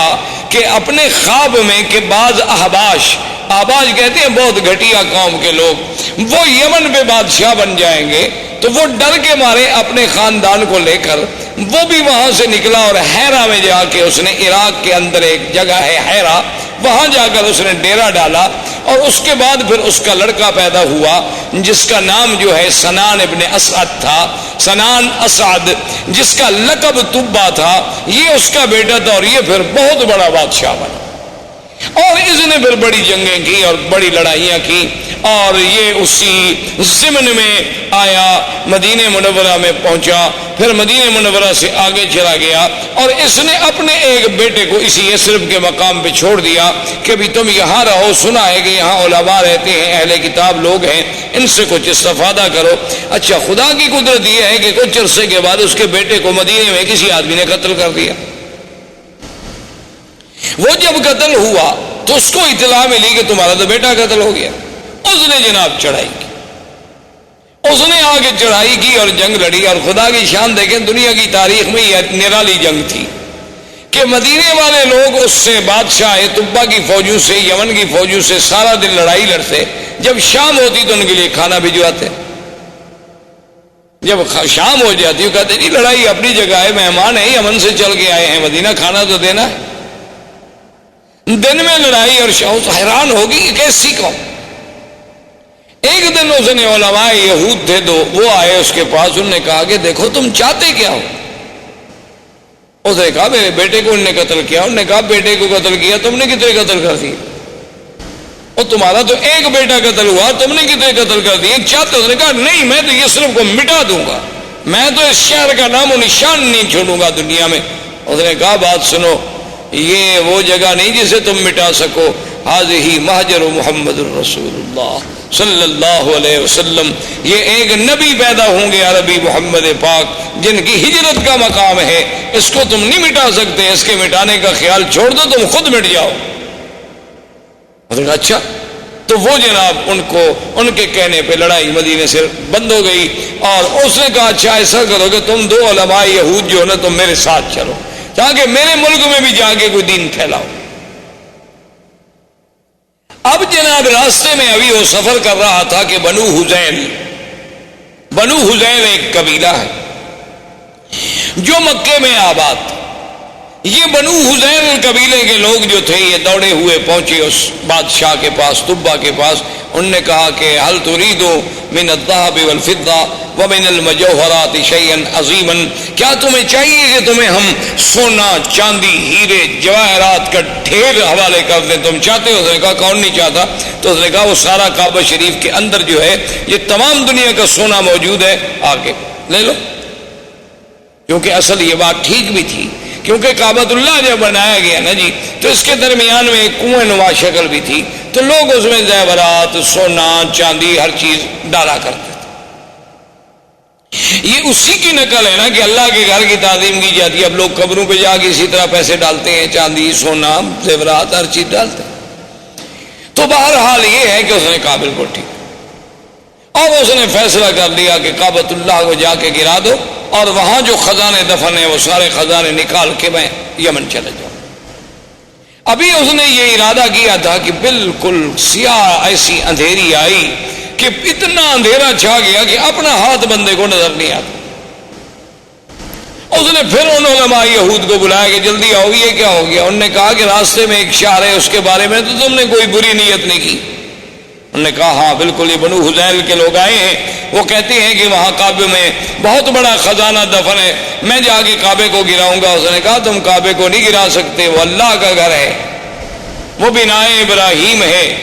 تم فوراً توبہ کرو اور چل کے کعبے کا طواف کرو۔ اس نے کہا طواف تو خیر میں نہیں جانتا، چلو پھر میں ویسے تعظیم کرتا ہوں، احتراماً میں چلا جاؤں گا، لیکن میں گراؤں گا نہیں، اب میں نے توبہ کر لی۔ اس نے توبہ کر لی کعبۃ اللہ کے نہ گرانے کی۔ رات کو خواب میں دیکھا کہ میں کعبۃ اللہ پہ غلاف چڑھا رہا ہوں۔ تو اس نے علماء یہود سے کہا، انہوں نے کہا چلو تعظیم کا یہ بھی ایک طریقہ ہے کہ اس کعبۃ اللہ پہ تم غلاف چڑھاؤ۔ تو سب سے پہلا غلاف چڑھانے والا وہ طبا تھا، اس سنان ابن اسعد،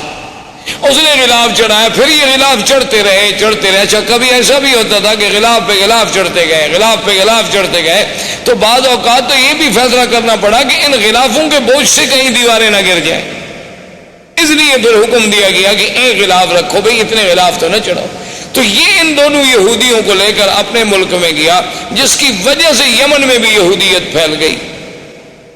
یمن میں بھی یہودیت غالب آ گئی۔ اب اسی زمانے میں یمن میں یہودیت کا غلبہ ہو گیا، نجران کے علاقوں میں کچھ نصارہ تھے، اور اسی طرح ہرقل قیصر روم جو ہے وہ نصرانی تھا۔ تو اسی زمانے میں وہ ابو نواس بادشاہ تھا جس نے حدود بنائی تھی، جس نے خندقیں کھودی اور مسلمانوں کو جس میں جلایا گیا تھا، وہ ابو نواس تھا۔ اس نے جناب لوگوں کو جلا ڈالا کہ بھی یا تم مجھے خدا مانو ورنہ میں تمہیں آگ میں جلا ڈالوں۔ تو اس جلنے والے واقعے میں سے صرف ایک آدمی تھا جو بچ گیا، دوس۔ وہ وہاں سے بھاگا اور اس نے جا کے ہرقل سے کہا کہ یہ کیا بات ہے کہ ایک ہزاروں آدمیوں کو زندہ آگ میں جلا دیا جائے، اب تو یمن کے ہمارے قبیلوں میں کوئی بچہ ہی نہیں، میں صرف اپنی جان بچا کے بھاگ کے تمہارے پاس آیا ہوں، تم میری مدد کرو۔ تو ہرقل نے قیصر روم، اس وقت اس کا لقب تھا قیصر، دو سپر پاور تھی اس زمانے میں، ایک فارس اور ایک قیصر، ایک روم، یہ دو سپر پاوریں تھیں۔ تو یہ سارے علاقے جو تھے نا جی، المانیہ سے لے کر یمن تک، یہ ان کے تسلط میں تھے، اور یہ فارس کا ماورا النہر اور ترکمنستان اور یہ ساری جو اب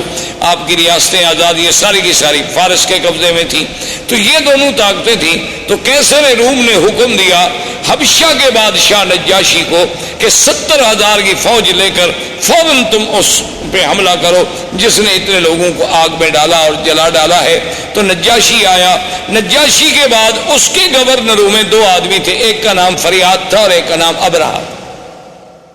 اس طرح یہ دین نصرانیت اور دین یہودیت جو ہے ان علاقوں میں پھیلتا چلا گیا۔ یہاں عمر بن لوہی کی وجہ سے بت پرستی شروع ہو گئی، مشرکین مکہ آ گئے،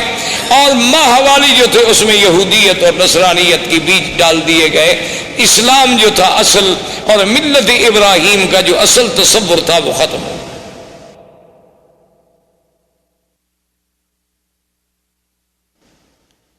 اب جناب یہ ہوا کہ آہستہ آہستہ ابرہہ اور اریاد اس کے درمیان میں بھی جنگ ہوئی۔ تو انہوں نے پھر ایک فیصلہ کیا، انہوں نے کہا دیکھو بات یہ ہے کہ تمہاری فوج اور ہماری فوج تو ایک ہے نا، ہم تو ایک نسل کے لوگ ہیں، ابھی تم بھی اسی بادشاہ کے گورنر تھے، میں بھی اسی بادشاہ کا گورنر، فوج ایک، جنگ اور قبیلہ ایک، انسان وہی، سب احباش ہیں ہمارے۔ اگر تمہاری فوج ماری گئی تو احباش مارے گئے، میری ماری گئی تو احباش مارے گئے، ہم فوجوں کو کیوں ماریں؟ ہم ایسا کیوں نہ کریں کہ ہم دونوں آپس میں لڑیں، جو مر گیا مر گیا، جو بچ گیا وہ حاکم بن جائے۔ تو ابرہہ اور فریاد نے آپس میں جنگ لڑی۔ تو فریاد نے ایک تلوار کا بھرپور وار کیا جس سے ابرہہ کا ناک کٹا، جس کی وجہ سے ابرہۃ الاشرم، کہ وہ ناک کٹا ابرہہ، اس وجہ سے اس کا لقب پڑا۔ اس کی ناک کٹی، اس نے جو بھرپور وار کیا تو فریاد مارا گیا، لہذا ابرہہ بن گیا۔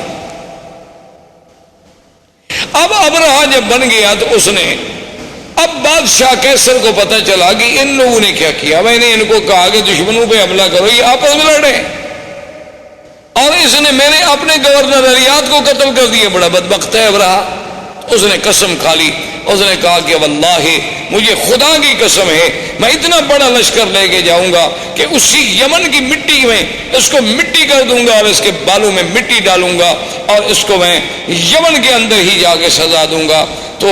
فوری طور پر جب ابرہہ کو پتہ چلا کہ قیصر روم حملہ کرنے والا ہے تو آدمی بڑا چالاک تھا، اس نے فوراً سر پہ اسطرہ پھروا دیا اور یمن کی مٹی جو تھی وہ بھی ایک برتن میں بھر کے قاصد بھیجے بادشاہ روم کے پاس کہ جناب میں تو آپ کا غلام ہوں، آپ چونکہ قسم کھا بیٹھے ہیں نا تو لہٰذا میرے بال بھی حاضر ہیں، یمن کی مٹی بھی حاضر ہے، اس میں میرے بال ڈال دو، قسم تمہاری پوری ہو گئی، خدا کے لیے مجھ پہ حملہ کیوں کرتے ہو؟ بادشاہ بھی خوش ہو گئے، انہوں نے کہا ٹھیک ہے، جب ایک آدمی اتنا نیاز مندی پہ آ جائے، جب اتنا اس نے کر دیا کہ اپنے بال کٹوا دیے، بال کٹانے کا معنی تو یہ ہوتا نا کہ گردن پیش کرنی، ورنہ اللہ میاں کو احرام میں یا حج میں یا عمرے میں بالوں کی کیا ضرورت ہے؟ مقصد تو یہ ہے کہ ہم نے سر اللہ کے حکم پہ جھکا دی کہ اپنی محبوب ترین چیز جو ہے بندے نے پیش کر دی، قربان کر دی۔ اب جناب جب یہ ہو گیا تو اب ابرہہ نے اسے خوش کرنے کے لیے انہوں نے کہا کہ جناب گزارش یہ ہے کہ سرزمین عرب میں ایک کعبہ ہے تو ہم یہاں اپنا کعبہ کیوں نہ بنائیں؟ تو وہاں اس نے ایک کعبہ بنایا جس کا نام کلیس، اور اس کعبے کو اتنا جناب اس نے بنایا تعمیری طور پہ، اور اس کے بعد اس نے قیصر روم سے کہا کہ پوری دنیا میں اعلان کریں کہ اس کعبے کا حج کریں۔ اعلان ہو گیا۔ ایک قبیلہ تھا نسیع، عرب کا ایک قبیلہ تھا نسیع۔ نسیع کا معنی ہوتا ہے کسی چیز کو پیچھے کرنا۔ اچھا، یہ قبیلہ جو تھا نا، یہ حرم کے بڑے مجاور تھے اور حرم کے بڑے خادم تھے، اور یہ مکہ اور طائف کے قریب درمیان میں یہاں ان کا قبیلہ آباد تھا۔ اصل میں ان کو نسیع کیوں کہا جاتا تھا کہ 4 مہینے ہیں نا جن میں جنگ اللہ نے حرام کر دی تھی، اربعۃ حرم۔ اچھا، وہ 4 مہینے کون سے تھے؟ رجب، اچھا اس کے بعد پھر ذی القعدہ، ذی الحجہ اور محرم۔ اچھا، یہ 3 مہینے اکٹھے ہیں، ذی القعدہ، ذی الحجہ، محرم، رجب اکیلا ہے۔ اب جناب جب یہ اتنی مدت ہو جائے عربوں کو لڑائی نہ ہو، تو عرب تو بغیر لڑائی کے رہ نہیں سکتے تھے نا، یہ تو قومیں ایسی تھی کہ بس ہر وقت لڑنا ہے۔ ان کی لڑائیاں اس بات پہ بھی ہوئی ہیں کہ ایک قبیلے نے کہا کہ تمہارے درختوں سے ایک چڑیا اڑی اور میرے درختوں پہ آ کے بیٹھ گئی، یہ زیادتی کیوں ہوئی؟ اس میں لڑائی شروع ہو گئی اور سینکڑوں آدمی قتل ہو گئے کہ وہاں سے چڑیا اڑ کے میرے باغ میں کیوں آئی؟ لڑائی ہو گئی۔ اب جناب یہ جب ان کا اب جب 3 مہینے صبر کیسے کریں، تو یہ اس قبیلے والوں کو کہتے کہ بھئی ہم نے فلاں قبیلے سے لڑنا ہے، تو کہتے کوئی بات نہیں، ہم محرم کو پیچھے کر دیتے، ہم محرم جو ہے نا پیچھے کر، ذی الحج کے بعد جب مہینہ آتا وہ کہتے جی یہ سفر ہے، اس کے بعد محرم آئے گا، تو اس کو یعنی 1 مہینے کو پیچھے کر دیتے۔ تو اس لیے ان کو نسیع کہا گیا کہ یحلونہ عاما ویحرمونہ عاما۔ اللہ نے قرآن میں بھی فرمایا 1 سال تو اس کو محرم رہنے دیتے، 1 سال اس کو سفر بنا دیتے، پھر جنگ حلال ہو جاتی۔ تو یہ نسیع قبیلہ جو تھا، ان کو جب پتہ چلا کہ بھئی حبشے میں ابرہہ نے ایک کعبہ بنایا ہے خدا کے کعبے کے مقابلے پر، انہوں نے کہا بھی اگر آہستہ آہستہ اس کی رونق بڑھ گئی اور چرچا بڑھ گیا تو ہمارا تو مسئلہ ختم ہو جائے گا۔ یہ یہاں سے کچھ آدمی نکلے اور چوری چوری داخل ہوئے، عبادت کے بہانے سے رات کو وہاں گندگی کٹھی کی اور ان کی دیواروں کو گندگی لگا کے یہ غائب ہو گئے۔ صبح جب ابرہہ کو اطلاع ملی کہ تمہارے کعبے کو تمہیں بے حرمتی کی، اس نے کہا یہ کس نے کی ہوگی؟ اس نے کہا صاف بات ہے، صاف بات ہے، عرب قبائل کے علاوہ اور کون کر سکتا ہے، اور کسی کو ہمارے کعبے سے کیا دکھ ہے؟ تو تحقیق پر پتہ چلا کہ بھی ہاں یہ تو نسیع والوں کا کام ہے، جو مکے کے کعبے کے مجاور ہے نا قبیلہ بنو نسیع، یہ انہی کا کام ہے۔ انہوں نے کیا تو اس نے کہا کہ ٹھیک ہے، حکم دیا فوجوں کو کہ تیاری کرو، میں جا کے اس کعبے کو منہدم کرتا ہوں، جب تک وہ کعبہ رہے گا نا تو میرے کعبے کا جو ہے لوگ عزت نہیں کریں گے اور نہ یہاں کوئی حج کرے گا۔ اس کعبے کو توڑ دیتے ہیں، کچھ عرصے کے بعد لوگ بھول جائیں گے کہ کہاں کعبہ تھا، کہاں کیا تھا، کیا حج تھا، کیا احکام تھے۔ تو یہ وہاں سے لشکر لے کے چلا، اور اسی کے لشکر میں ہاتھیوں کا لشکر تھا، اور ان میں جو سب سے بڑا ہاتھی تھا اس کا نام محمود تھا۔ اس ہاتھی کا نام جو ہے محمود تھا، لوگ نام رکھتے تھے، اور اس کا سائز جو تھا چلانے والا اس کا نام انیس تھا۔ یہ جناب لشکر چلا، یہ جب آیا راستے میں تو لوگوں کو پتہ چلا کہ یہ عجیب بات ہے، کعبۃ اللہ کو گرانے کے لیے آ رہا ہے۔ تو راستے کے عرب قبائل جو تھے انہوں نے جا کے اس سے لڑائی لڑی، لیکن وہ بیچارے شکست کھا گئے، اور ذو نفر ان قبیلوں کا سردار تھا وہ قید ہو گیا۔ وہاں سے چلتے چلتے یہ طائف آیا۔ طائف میں اس وقت بنو ثقیف تھے، قبیلہ بنو ثقیف آباد تھا۔ تو بنو ثقیف کو پتہ چلا کہ ذو نفر جو ہے وہ بھی شکست کھا گیا، بنو خصم والے وہ شکست کھا گئے، تو ہم بنو ثقیف اب اس کا کیسے مقابلہ کر سکتے ہیں اتنے بڑے لشکر کا؟ تو انہوں نے ابرہہ کو پیغام بھیجا کہ دیکھو تم جا رہے ہو کعبۃ اللہ کو توڑنے کے لیے، ہم تمہارا راستہ نہیں روکتے، تم جانو مکہ جانے، کعبہ جانے، لیکن شرط یہ ہے کہ لا تؤذوننا، تم ہمیں ایذا نہیں پہنچاؤ گے۔ اس نے کہا بالکل ٹھیک، لیکن اس نے کہا کہ اپنی شرافت اور صداقت کی کوئی نشانی، کوئی دلیل تو دو نا کہ تم پکے ہو، ایسا تو نہیں کہ میں ادھر جاؤں اور تم پیچھے سے حملہ کر دو، کیونکہ بنو ثقیف بھی بڑی مشہور لڑاکی قوم تھی اور خاص طور پہ تیر انداز تھی۔ تو انہوں نے ایک آدمی تھا جس کا نام تھا ابو رغال، ابو رغال جو تھا نا جی، وہ انہوں نے کہا کہ یہ آدمی ہم تمہیں دے رہے ہیں، یہ ایسا آدمی ہے کہ ایک تو طائف سے لے کر مکے تک تمہیں راستے بتائے گا، اس وقت سڑکیں تھوڑی بنی ہوئی تھی، اور راستہ نہ جانے تو 2 دن کا راستہ 10 دن لگ جاتے تھے۔ تو یہ تمہیں دلالت کرے گا کہ کعبۃ اللہ کا راستہ کہاں ہے اور تمہیں مکے تک پہنچا دے گا۔ اور اس ابو رغال نے اپنے قبیلوں سے، اپنے دین والوں سے غداری کی اور ان سے وفا کی کہ ان کو مکے کا راستہ بتلایا، اور وہ چلتے چلتے مکے کے قریب پہنچا، اور اسی راستے میں ابو رغال جو ہے وہ مر گیا۔ اور دنیا میں تاریخ میں یہ بات موجود ہے آج بھی کہ اس کی قبر جو تھی نا جی، آج تک دنیا میں ابی رغال کی قبر مشہور تھی کہ بعد میں عرب والے جاتے تھے اس کی قبر پہ جا کے پتھر مارتے تھے، جیسے جمرۃ العقبہ کو مارتے ہیں نا، کہ یہ وہ بدبخت ہے کہ جس نے اپنے دین کو بھی چھوڑا، اپنے قبیلوں کو بھی چھوڑا اور ابرہہ کو لے آیا کعبہ گرانے کے لیے۔ تو ابو رغال وہاں مر گیا۔ ابرہہ کا لشکر جب کعبۃ اللہ کے قریب پہنچے، اس نے ڈیرا ڈال دیا اور حکم دے دیا کہ جو لوگ ملے، مال ملے، مویشی ملے، سب پکڑ لو، چونکہ روک ڈالنا تھا مکے والوں پر۔ تو ان مال مویشیوں میں 200 اونٹ جو ہے وہ عبد المطلب کے بھی پکڑے گئے۔ عبد المطلب جو ہیں یہ حضور صلی اللہ علیہ وسلم کے دادا ہیں، اور عبد المطلب جو تھے کان جسیمن وسیمن، یعنی بڑے خوبصورت، بڑے جمال والے، کیوں نہ ہوں آخر دادا ہے محمد الرسول اللہ صلی اللہ علیہ وسلم۔ انہیں پتہ چلا کہ جناب آپ کے 200 اونٹ پکڑ لیے ابرہہ نے، تو وہاں پہنچے اور انہیں پتہ چلا کہ ذو نفر جو ہے ہمارے قبیلہ عرب کا قید میں ہے، تو ذو نفر کو ملے کہ بھئی تمہارا کوئی تعلق ہے؟ اس نے کہا میرا تعلق ہوتا تو میں قید ہوتا، البتہ میں یہ کر سکتا ہوں کہ جو ہاتھی چلانے والا انیس ہے، سائس، اس زمانے میں ہاتھی کا جو سائس ہوتا تھا نا، اس کو بڑا تقرب ہوتا تھا، جو بادشاہ کے قریب بیٹھتا تھا، بادشاہ کا ہودج جو ہے سب سے بڑے ہاتھی پہ ہوتا تھا۔ تو میں انیس کو کہہ دیتا ہوں، کیونکہ راستے میں چاہے میں قید میں رہا لیکن ہماری کچھ دوستی ہو گئی آپس میں، تو اس نے انیس کو سفارش کی۔ انیس نے ابرہہ سے کہا کہ عبد المطلب سردار جو ہے مکے کا ملنے آیا ہے، تو اس نے کہا ٹھیک ہے۔ جب عبد المطلب داخل ہوئے تو کہتے ہیں ابرہہ پہ اتنا روب پڑا، اتنا ان کا دبدبہ اور جلال تھا کہ اس نے کہا کہ تخت پہ برابر بٹھاؤں تو پھر تو بات شاید نہ بنے، خود تخت سے نیچے اتر آیا اور استقبال کیا اور خود بھی نیچے بیٹھ گیا اور عبد المطلب کو بھی اپنے برابر بٹھایا۔ اتنا روب آ گیا اس کے دل پر کہ یہ کون ایسا خوبصورت جمال والا آدمی۔ اور پھر عبد المطلب جیسا فصیح آدمی، بولنے والا آدمی، اس نے کہا جی آپ حکم دیں، آپ کیسے آئے؟ اس نے کہا جی کوئی مسئلہ نہیں ایسا، مسئلہ صرف اتنا ہے کہ میرے 200 اونٹ جو ہیں وہ آپ کے لوگوں نے، آپ کی فوجیوں نے پکڑے ہیں، وہ آپ مجھے چھوڑ۔ تو ابرہہ ہنسنے لگا۔ تو اس نے کہا کیا بات ہے؟ اس نے کہا کہ عبد المطلب دیکھو جب تم آئے نا میرے دل میں تمہاری بڑی عزت، بڑی عظمت تھی۔ میں نے کہا یہ تو سردار اس قسم کے تو میں نے آج دیکھے ہیں، لیکن جب تم نے بات کی نا تمہاری عزت ساری ختم ہو۔ عبد المطلب نے کہا ولماذا، کیوں؟ اس نے کہا عجیب بات ہے، میں کعبۃ اللہ کو گرانے کے لیے فوج دے کے بیٹھا ہوں، تم مکے کے سردار ہو، تم مجھ سے معافی مانگے مکے پہ چڑھائی نہ کرو، کعبۃ اللہ کو نہ گراؤ، ہمیں معاف کر دو، واپس جاؤ، تم اونٹ چھڑانے کے لیے آئے، تمہیں اونٹوں کا فکر ہے۔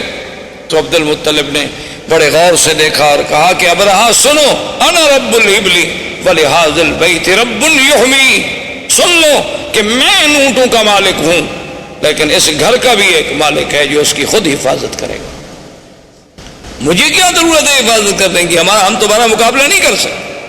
تو یہ کون سی معقولیت ہوگی کہ ہم بلا وجہ جنگ لڑیں؟ مجھے اونٹوں کی فکر تھی، میں آ گیا، لیکن اس گھر کا بھی ایک رب ہے، ولہذا البیت رب، اس گھر کا بھی ایک رب ہے، یحمی ہے جو اپنے گھر کی خود حفاظت کرے گا، ورنہ ہم تو عاجز بندے ہیں، ہم حفاظت نہیں کر سکتے۔ تو ابرہہ نے کہا اچھا ٹھیک ہے جی، لے جاؤ اونٹ لے جاؤ، لیکن بات سن لو، قریش سے کہہ دو،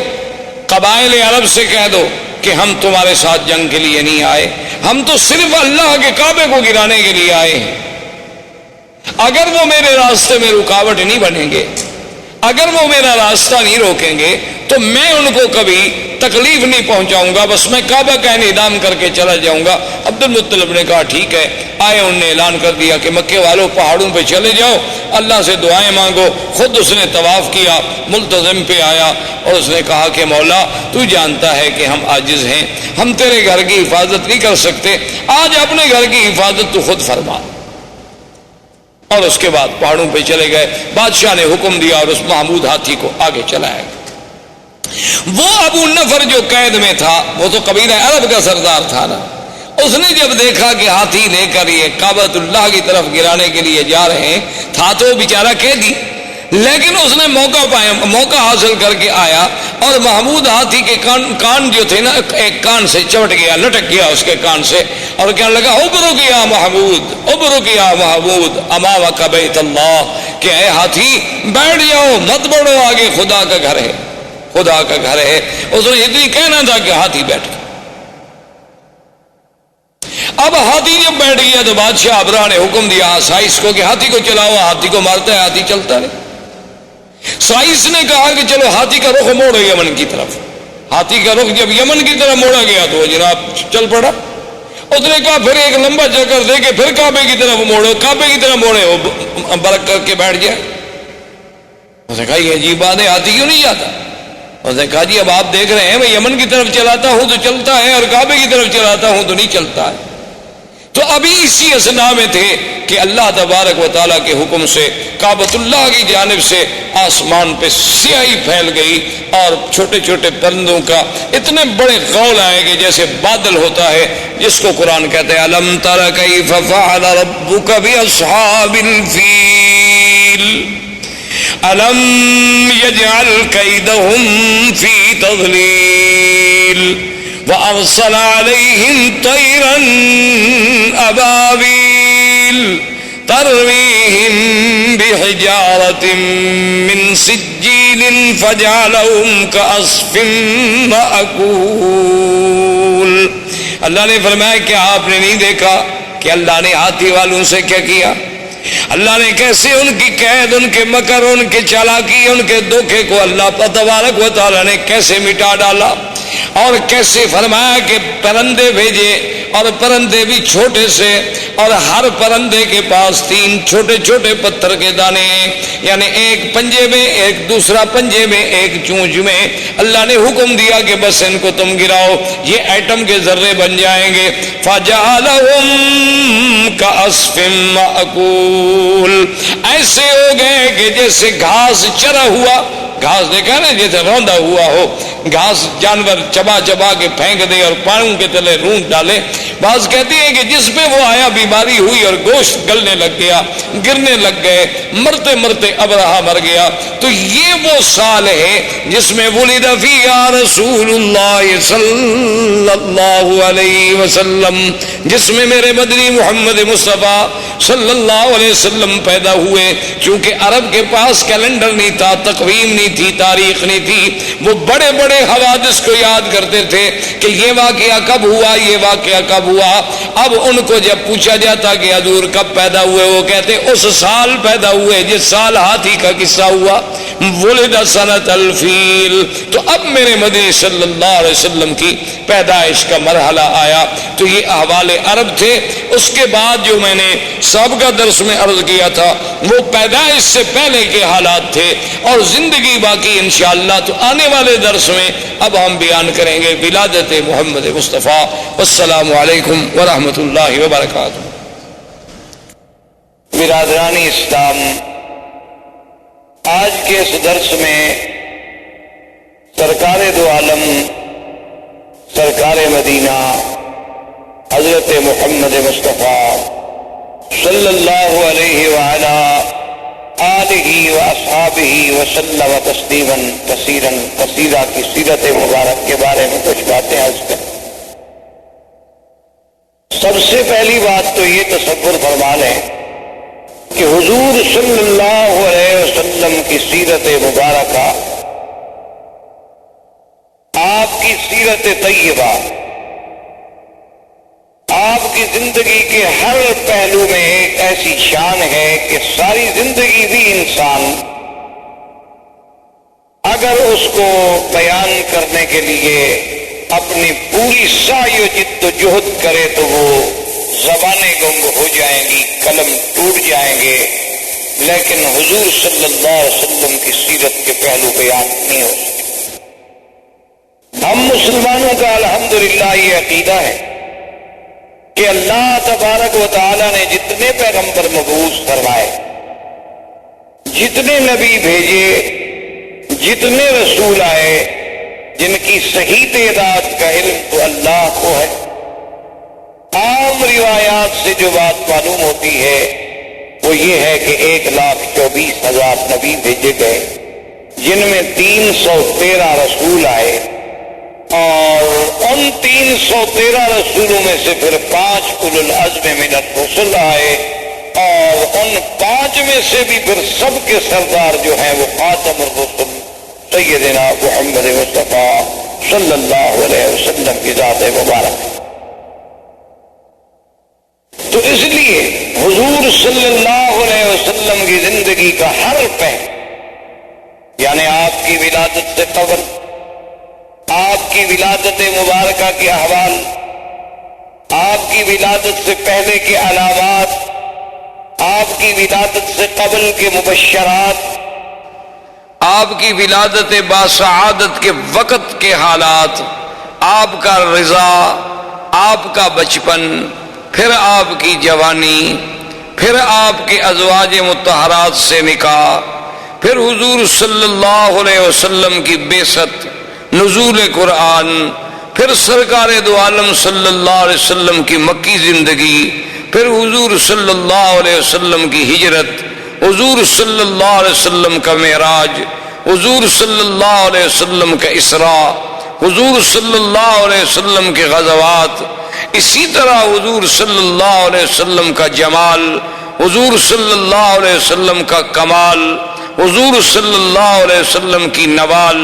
حضور صلی اللہ علیہ وسلم کے معجزات، پھر معجزات کے اقسام کے معجزات سماوی، معجزات ارضی، پھر حضور صلی اللہ علیہ وسلم کے معجزات جن کا تعلق جسد رسول سے ہے، جسم رسول سے ہے، اسم رسول سے ہے، حضور صلی اللہ علیہ وسلم کے دین کی آفاقیت، آپ کی کتاب کی عالمگیریت، آپ کا پورے انس و جن کے لیے سراپا رحمت، آپ کا دور بشارت، آپ کا دور نظارت، آپ کا دور اسفار، آپ کا دور فتح مکہ، آپ کا دور اپنوں کے ساتھ، آپ کا دور بیگانوں کے ساتھ، آپ کی خارجی زندگی، آپ کی داخلی زندگی، آپ کے معاملات، آپ کا برتاؤ غلاموں کے ساتھ، کون سا پہلو ہے جس پہ آدمی، کوئی مورخ، کوئی صاحب قلم، کوئی استاذ، کوئی مدرس، میرا تو ایمان ہے کہ اگر ساری دنیا کے پڑھے لکھے لوگ بھی سیرت پاک پہ لکھنا شروع کر دیں تو ہماری اپنے عقول، ہمارے اپنی جد و جہد، ہماری سعی، ہماری ہمتیں، ہماری زبانیں گنگ ہو جائیں گی، لیکن سیرت پاک کے پہلو ہم کسی طرح سر انجام پورے نہیں کر سکے صلی اللہ علیہ وسلم۔ اب اس بات پہ آپ غور کریں، تاریخ عالم پہ نظر ڈالیں، کتب سیر پہ نظر ڈالیں، جس انداز میں میرے آقا سرکار دو عالم حبیب کبریا حضرت محمد مصطفیٰ صلی اللہ علیہ وسلم کا ورود مسعود ہے، اور کسی اللہ کے نبی پیغمبر کے بارے میں یہ بات نہیں ملتی۔ یعنی اسی سے آپ اندازہ لگائیں کہ 1,24,000 پیغمبر حضور صلی اللہ علیہ وسلم کے آنے کا اعلان کرتے جائیں۔ اللہ نے قرآن میں تو صرف عیسیٰ علیہ السلام کا ذکر فرما دیا نا، چونکہ آپ سے زمانہ قریب تھا، کہ عیسیٰ علیہ السلام کے بارے میں ذکر آیا کہ وَمُبَشِّرًا بِرَسُولٍ يَأْتِي مِن بَعْدِ اسْمُهُ احمد۔ لیکن اصل بات یہ ہے کہ ہر کتاب، تورات میں، انجیل میں، زبور میں، ہر کتاب میں نعت محمد مصطفیٰ صلی اللہ علیہ وسلم۔ تو یہ اتنا بڑا اہتمام، حالانکہ اللہ تو جانتے تھے نا کہ حضور صلی اللہ علیہ وسلم کس زمانے میں پیدا ہوں گے، اللہ کو تو علم تھا، اور یہ بات بھی موجود تھی کہ حضور صلی اللہ علیہ وسلم خاتم الانبیاء والمرسلین ہے، اس کا مطلب یہ ہے کہ سب سے آخر میں آئیں گے۔ یہ بات ایک فیصلہ شدہ بات ہے، اور اللہ کا تو علم کامل ہے، اللہ تو عالم ما کان و ما یکون ہے، لیکن یہ قاعدہ ہے کہ جتنی شان ہوگی، جتنی عظمت ہوگی، اتنا ہی اس کا اہتمام ہوگا۔ کہ ہر پیغمبر آئیں اور حضور کے آنے کے بارے میں خوشخبری دیں اور امت کو بتلائیں۔ اسی طرح دوسری بات پہ آپ نظر ڈالیں، یہ تو بات موجود ہے کہ جب بھی کوئی آدمی ایمان لائے گا تو سارے انبیاء پر ایمان لائے گا کہ تمام اللہ کے نبی برحق، تمام اللہ کے رسول برحق، لیکن یہ ہمیں کسی جگہ نہیں ملتا کہ اللہ تبارک و تعالیٰ نے باقاعدہ پورے انبیاء جتنے اللہ نے پیدا فرمانے تھے سب سے یہ وعدہ لیا ہو، یہ عہد لیا ہو، یہ میثاق لیا ہو کہ اگر میرے مدنی پاک کا زمانہ آئے گا تو تم ایمان لاؤ گے، تم حضور کی نصرت کرو گے۔ یہ کسی اور پیغمبر کے بارے میں ہمیں پورے قرآن و سنت میں بات نہیں ملتی۔ یہ شان ملی تو صرف سیدنا محمد الرسول اللہ کہ ابھی حضور آئے نہیں، ابھی حضور پیدا نہیں ہوئے۔ یعنی جیسے اللہ نے عالم ارواح میں اپنی ربوبیت کے لیے لوگوں سے اقرار کرایا کہ الست بربکم قالوا بلا، کیا میں تمہارا رب نہیں ہوں؟ سب نے کہا کہ نہیں، آپ ہمارے رب ہیں۔ تو جب اقرار الست ہے، اسی طرح اللہ نے فرمایا اذ اخذ اللہ میثاق النبیین لما آتیتکم من کتاب و حکمت ثم جاءکم رسول مصدق لما معکم لتؤمنن به ولتنصرنہ۔ یعنی یہ شان اور کسی پیغمبر کے بارے میں نہیں ملتی کہ اللہ تمام انبیاء سے عہد لے، تمام انبیاء سے میثاق لیا جائے کہ میرا ایک نبی آئے، میرا ایک شان والا پیغمبر آئے۔ اور اسی طرح آپ پورے تاریخ عالم پہ، تاریخ انسانیت پہ، تاریخ اسلام پہ نظر دوڑائیں، ایسا واقعہ بھی آپ کو تاریخ میں کبھی نہیں ملتا کہ اللہ کا نبی پیدا نہ ہوا ہو اور اس پہ ایمان لانے والے پہلے موجود ہوں، ایسا واقعہ کبھی نہیں ملتا۔ یعنی یہ بات تو ملتی ہے کہ بھی انبیاء آئے، تشریف لائے، کچھ لوگ ایمان لے آئے، کچھ لوگوں نے ایمان قبول نہ کیا، کچھ لوگوں نے تصدیق کی، کچھ لوگوں نے تکذیب کی، لیکن ابھی حضور صلی اللہ علیہ وسلم کی بعثت نہیں ہوئی، پیدائش نہیں ہوئی، نبوت ملنا تو بعد کی بات ہے۔ یعنی ابھی حضور صلی اللہ علیہ وسلم اس دنیا میں تشریف نہیں لائے۔ اس وقت تبابع یمن میں سے ایک بادشاہ گزرا جس نے حضور صلی اللہ علیہ وسلم کی سیرت کتب سابقہ میں جب مطالعہ کیا اور سرزمین مکہ و مدینہ سے گزرا اور یہاں کے مناظر کو اپنی آنکھوں سے دیکھا اور ان کتب سماویہ کے ساتھ اس کا تقابل کیا تو اس نے ایک خط لکھا اور اپنے اس ملک میں شاہی فرمان کو امانت کے طور پہ جمع کرا گیا کہ میرے بعد یہ خط جو ہے محفوظ رکھا جائے، اور جب وہ سرکار دو عالم اللہ کے نبی سرزمین مکہ میں پیدا ہوں تو میرا خط پیش کیا جائے۔ یعنی ابھی حضور صلی اللہ علیہ وسلم پیدائش بھی نہیں ہو اور اس نے اس میں خط لکھا کہ میں تبع یمن ہوں اور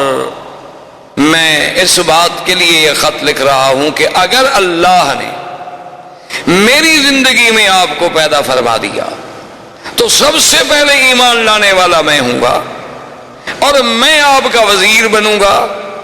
میں آپ کا معاون اور سپاہی بنوں گا۔ حالانکہ وہ بادشاہ ہے، یمن کا بادشاہ ہے۔ تبابع جو ہے، یہ تبا جو تھے، یہ یمن کے بادشاہوں کا لقب تھا، جیسے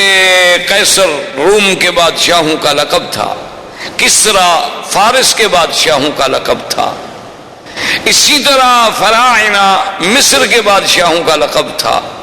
تو نجاشی حبشہ کے بادشاہوں کا لقب تھا، تو تبابع جو ہے وہ یمن کے بادشاہوں کا لقب تھا۔ وہ تبع الاکبر، تبع الاول، تبع الثانی، اس طرح پکارے جاتے تھے۔ تو اس نے لکھا کہ اگر حضور